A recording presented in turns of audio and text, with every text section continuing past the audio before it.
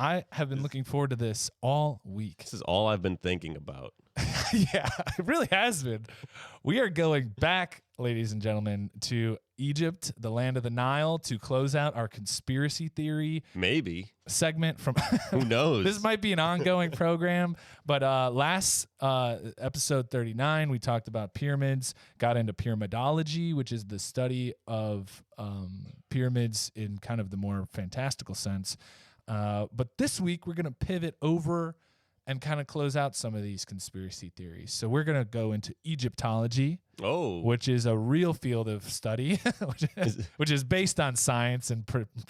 Go ahead. As far as the Venn diagram goes, is it Egyptology and then inside Egyptology is pyramidology, or is there like overlapping circle because there's pyramids everywhere else?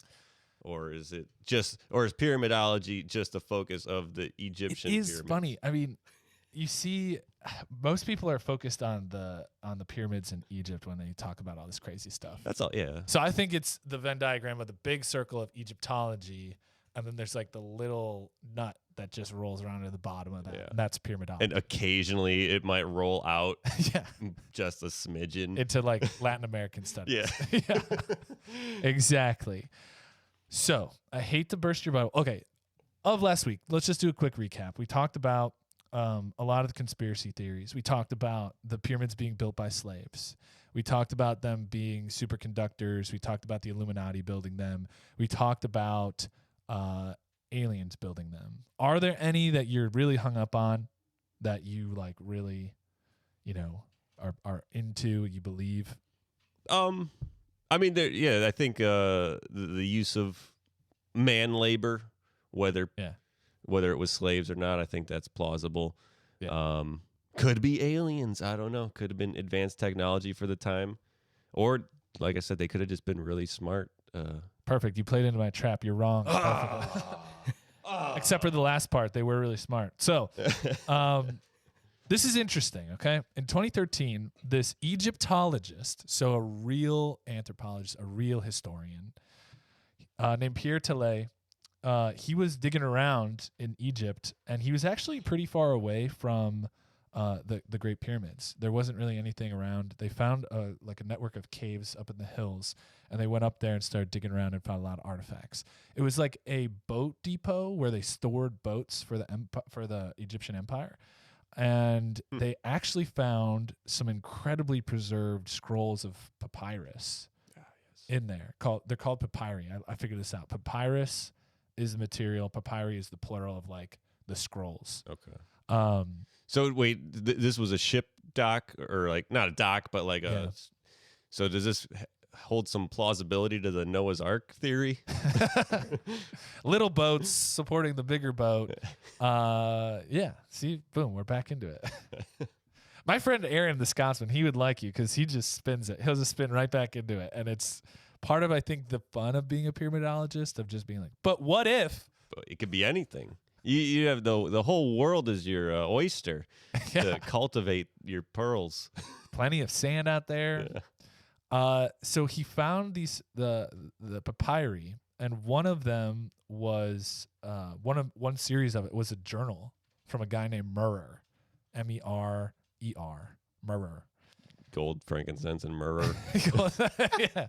It's a law firm. Yeah, law firm. Jesus, Christmas, Illuminati, done. Illuminati, Damiano and myrrh. Murmur. So this guy Murr must have been like one of the guys who was like consulting on the whole big project of building the pyramids. He wrote twice a day. So, and apparently he they got nothing else to do back then. Well, a lot of people did, but this guy was apparently put in a specific position to record everything. So he reported to Pharaoh Khufu was the guy that they were building the Great Pyramid of Giza for. So like the big one, the giant one, the one with the 2.3 million rocks in it. Stone. Question. Yeah. How many sides does that pyramid have? Pyramids have 5. Oh, I'm sorry. 4. Okay. 4. You're right. I have a little tidbit for you. Okay. It has 8 sides. What? Yeah, the middles kind of jut out a little bit. It's 8-sided. You've been sneaking around doing research. No, this was something I just behind my remembered back, that. I just so you remembered could that torpedo now. my segment. But I saw it about a month or two ago. He's been waiting to drop that one ever since you saw me start taking notes. It just kicked in my mind, but I'm telling So you. you're saying that there's like a very slight, 189.2 whatever angle in the middle of a couple of the walls. Here we go. Yes. The Google, despite what you think about this ancient structure, the Great Pyramid is an 8-sided figure, not a 4-sided figure. Wow, look at this. Yeah. What does that mean, Luke? It actually indents a little bit. Oh, really? So all the sides that look, straight, it's a slight inward. So here's the thing. It was covered with a light limestone, that nice, really kind of beautiful color. Gorgeous. Well, they've shown like old renderings of it, of what they thought it looked like, because people stole the outside layer for other buildings and temples throughout the history and throughout time. And then the lower layer of like yellow limestone wasn't as valuable. So it all just stayed. So maybe they fixed that when they covered up the outside of it, or that was intentional for some sort of structural design. And then when everybody stole the outside of it, those little indents were revealed. But that's interesting. That is interesting. So anyway, Pharaoh Khufu, this guy Murr, was an advisor to Khufu's brother, half-brother, who's in charge of overseeing everything. And so this guy Murr wrote a lot about what was going on. And this was like the oldest. These were like 4,000 years old, apparently, these pieces of paper, which is insane. But it's like the oldest record that they have of Egypt at that time. And he kind of wrote about how they were moving everything around. So we actually have a real live account of different things, and that people were commissioned to kind of build the pyramids. So I'm going to just dispel a couple of myths here really quick, just with some cold hard facts. Hit me with it. I'm first, and this is one that I'm dispelling for myself, but the slaves angle, right? Okay. I was a big fan of Prince of Egypt growing up, just like as a movie, and the music is great and all that. But they're, You're saying those slaves never existed? I'm saying that slaves existed in Egypt, but they probably didn't build the pyramids. And there's a couple of reasons. Good for nothing. They're good for nothing. There's probably a couple of reasons why. The first one is a logical reason, that you wouldn't have a bunch of uneducated slaves who didn't really like you building your most prized accomplishment as a nation. So now you're saying slaves are uneducated. Most likely back then, yes. If they were born into slavery, yeah. And so really what this is an example of like when they would build cathedrals in Europe, where all these skilled craftspeople would come and build a city around the work project and build a giant, beautiful cathedral, which is a work of art in itself. Yeah. It's the same thing, just thousands of years earlier in Egypt. And that's one of the things people have started to hint about, that all these myths of the Egyptians not being able to accomplish this on themselves is sometimes looked at as like a white imprinting of like Anglo-Saxon cultures being like, they couldn't have done that. Like, they're primitive. Or jealous. Yeah, probably. The other thing is they found recently, in the last decade, 15 years, they found like workers' graves, massive villages in the area around the pyramids that had like whole towns set aside to support like working class people. So even though right now you see the pyramid come out of the desert and there's nothing around it, back then there's probably huge amounts of camps and towns and little villages kind of spread out around the building project. How much is that sand covering up history? Who knows? It's thousands of years of windswept dunes. What if there's just like hundreds of feet of sand that reveal that the pyramids are even bigger that they are? I'm sure somebody has shot some sonar down there and tried to figure that out. Just the tip right now. It's just and yeah, just down below, there's just so much like unearthed ancient civilization. That is a conspiracy that I would get into, that I would believe. That's pyramidology. I go to the meetings. I'm a member. So it's interesting you point that out, because let's see. There's some records of wages in the form of salaries for these guys too. I wanted to point that out, that these people were actually like paid a living wage to work on this pyramid, because it lasted years building it. All right. So I want to pivot over to the rocks. Maybe Khufu was like, "Hey, Murr, why don't you since you're writing a few times a day, why don't you write down that we're paying these so that in 4,000 years, when they find it, they're like, oh, they were good to their people. I want to be remembered as a good king. That's genius. And a hint for all of you out there, make sure your Google Docs look really nice and you're a really friendly person. And because someday this is where people are going to find these are going to be our papyri. Yeah. What if, in 4,000 years, they find your like notes from high school or something, your doodles, and like just penises. Yeah. Wow, that's a really cool S that he drew. Oh, yeah. But they're like, they must have been communicating. Maybe there's a secret underground of teenagers that were communicating. Because look, you see the S on this page over here, and then a kid born in Boston was drawing the same S over there. This religion transcends continental drift, man. It's everywhere. The S, 4,000 years in the future, the cult of S. High schoolology and High schoolology. High schoolology. The founder, the grandfather of high schoolology.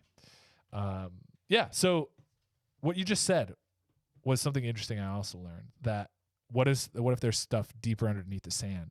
One of the theories with the Sphinx was that it was actually just a bedrock of... Sorry. So is the person who built the Sphinx called the Sphincter? I am the sphincter. Probably. I make the Sphinx. I am the designer of the Sphinx. They call me the sphincter. Probably, man. Make myself laugh. Good. That's all I need. That was a good one. But they thought that maybe like it was all just limestone, a limestone bed, and they carved the Sphinx out of the limestone. So it was like flat, 80 feet thick of limestone, and then they like carve and just remove away all the limestone. Just chiseled. Rather than bring in blocks and shape them around.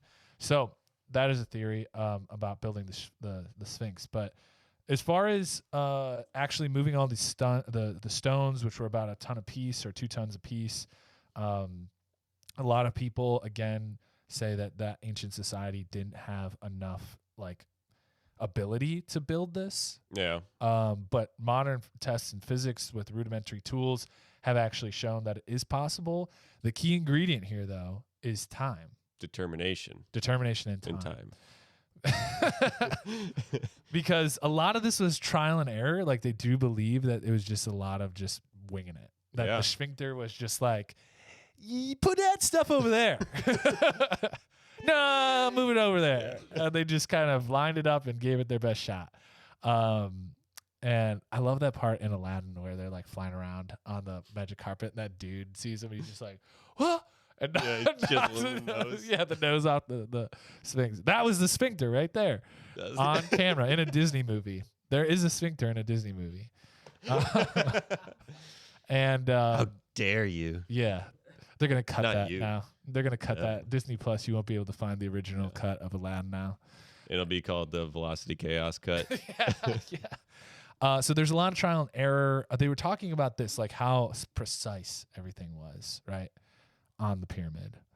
The grade was like within 2 centimeters of perfect, which is insane. Like the base of it. Incredible. And then the corners are within like 11 centimeters of perfect, 90-degree angles. But they like showed that if you just get like 2 sticks and you just like, I don't know how they actually did it, but they get 2 sticks and then you plumb it. Then you can figure out if you're level or not. What is by plummet? You mean just shove it into the ground? Yeah, plumbing. No, it's like if you can get a right angle. Oh, plumb. Yeah, plumb. Excuse me, I'm a little slow. Plumbing. So the sphincter was plumbing the other day. And so, yeah, that's it. So, like, you can actually figure this out with some rudimentary tools. And then, again, it's just trial and error. Like, if you just got a guy out there every single day who's just every square foot measuring. The plumb guy. The plumb guy. Like, and he's just every square foot measuring it. The plumber. Yeah. Plumber. The plumber. His cousin's with the sphincter. And so, yeah, it's a lot of dedication that just spanned, like, years and years and years of perfection. But the other thing that a lot of people point to is like how they even move the stones. A lot of the limestone was found locally near the places that they built the pyramids, so they were just building them on natural deposits, and then they were moved a short distance.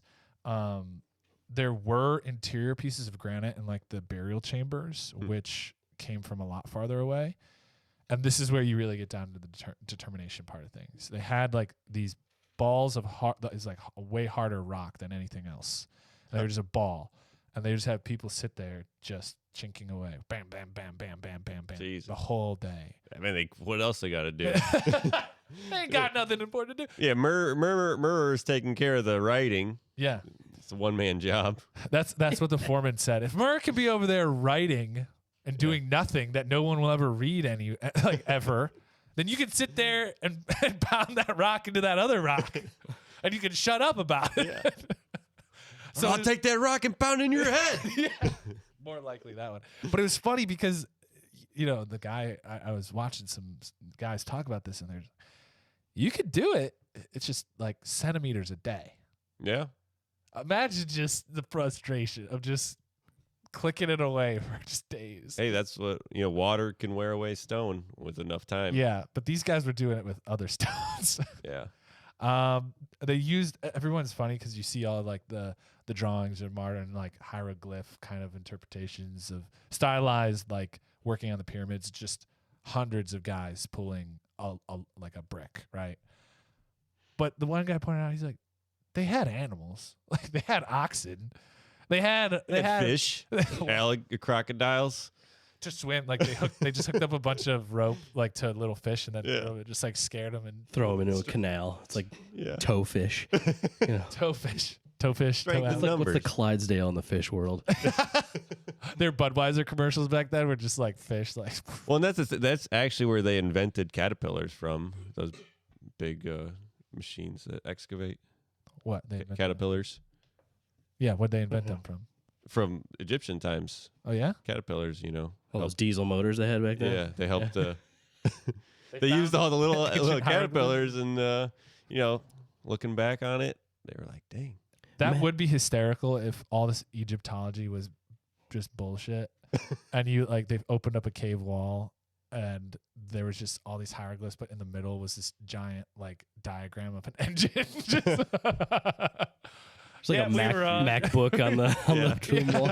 Yeah. Imagine how frustrated you'd be if like Luke, Nick, and myself, we're all sitting around there like carrying some stones. Like, yeah, man, let's draw some pictures. Like this is how we were doing it today. Like, oh, Luke drew a picture of us working today. That's cool, man. Cool. It's actually it's some graffiti on the wall. They're like, but it shows what we're doing. Then 100,000 years later, those guys are full of shit. Yeah. What do they know? They weren't there. Banksy. That was all out of their imagination.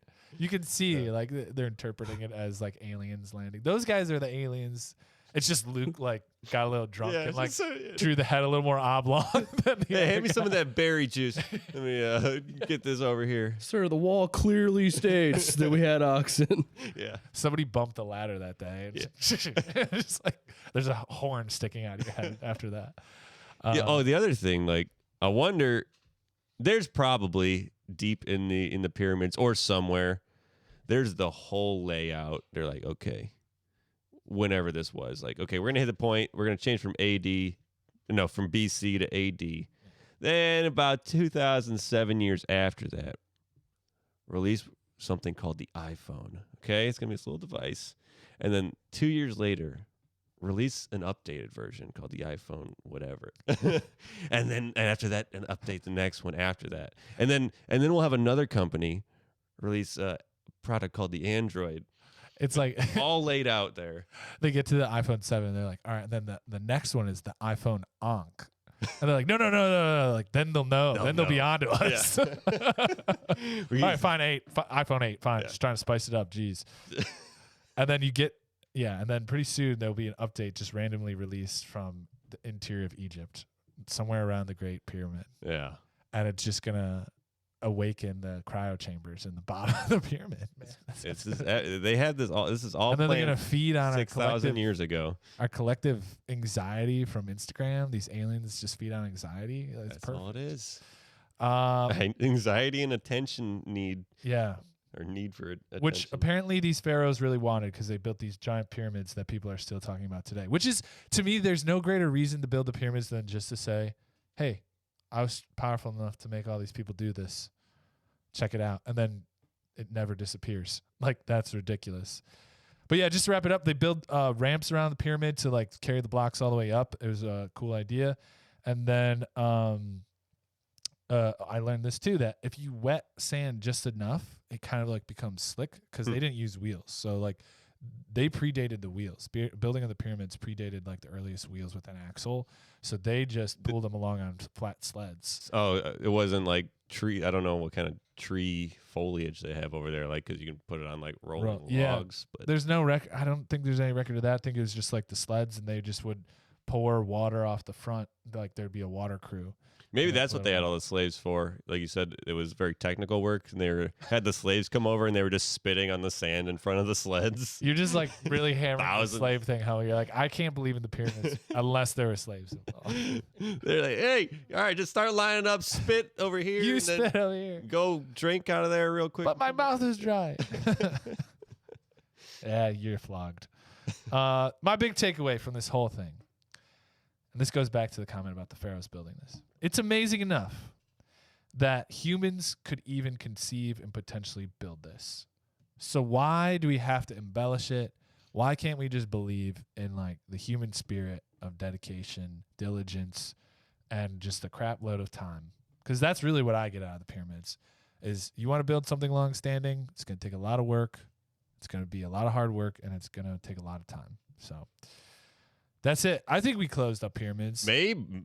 Did we? We'll let you guys decide. Maybe. If you want to hear more about pyramids, or maybe we'll go find an Egyptologist or a pyramidologist. Maybe we'll be watching some History Channel and be like, I did not know that. And then we'll come revisit, or it's closed, or it's closed case. We will promise to keep a papyrus open, a Google Papyrus open with Papyri. Yeah, multiple Google Sheets. We will not open one. We will open multiple Google Papyri and make sure we continue to log our notes on pyramids. If you guys have anything, be sure to shout it out on YouTube or send us an email. What is it? Velocity KS podcast at Gmail. At Gmail. At Gmail. Send us your notes. Or is it just mail and the G is silent? We will be happy to discuss them ad nauseum.